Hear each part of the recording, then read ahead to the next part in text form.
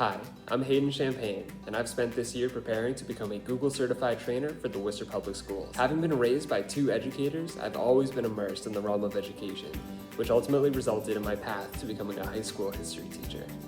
During my student teaching in Amherst, Massachusetts, I discovered the incredible possibilities that Google Classroom and Chromebooks had to offer, providing my students with the tools to create cultural change within their community.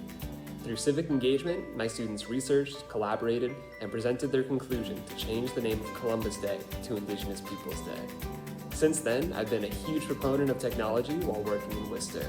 With our recent implementation of Chromebooks in the G Suite for Education, I've gladly provided one-on-one support, hosted small and large group professional development, and most importantly, continued to inspire my students. One of the Google tools I've been able to incorporate into my classroom has been the use of Google Slides with some Google Drawings functions. Specifically, in this case, we're doing it for political cartoon analysis.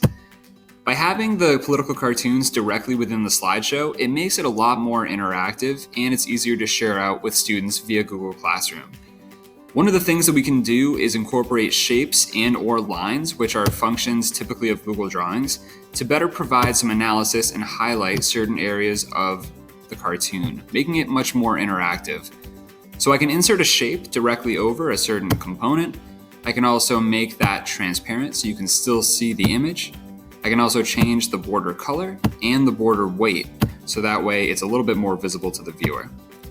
What I can also now include is an arrow and basically draw it out so that way it is pointing to the area of the cartoon that I have just highlighted.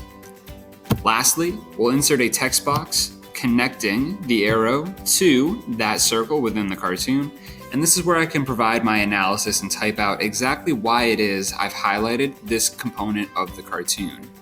And this can be done all throughout the cartoon, highlighting certain areas and providing better analysis, so it's a little bit more detailed to the viewer.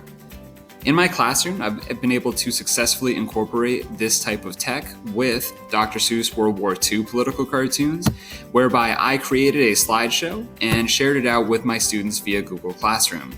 Each slide has a different political cartoon within it, and students were then given the ability to do exactly the same type of analysis whereby they're inserting arrows, circles, and then also providing text boxes showing their analysis.